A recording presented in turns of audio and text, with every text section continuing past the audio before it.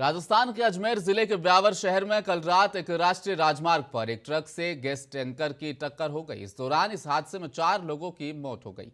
इस घटना की जानकारी ब्यावर पुलिस ने दी है। यह हादसा नेशनल हाईवे 8 पर रानीबाग रिजोर्ट के पास हुआ है। 16 फरवरी की देर रात 12:30 पर गैस टैंकर और मार्बल ब्लॉक लेकर जा रहे ट्रक में भिड़ंत हो गई। इस हादसे में गैस टैंकर और मार्बल ब्लॉक ले जा रहे टेलर के ड्राइवर जिंदा जल गए। 4 लोग गंभीर रूप से घायल भी हुए हैं। इनमें से 3 को अजमेर के जेलन अस्पताल रेफर किया गया। धमाका इतना तेज था कि मिश्रीपुरा और गरीब नवाज कॉलोनी समेत आसपास के एरिया में भी आग फैल गई।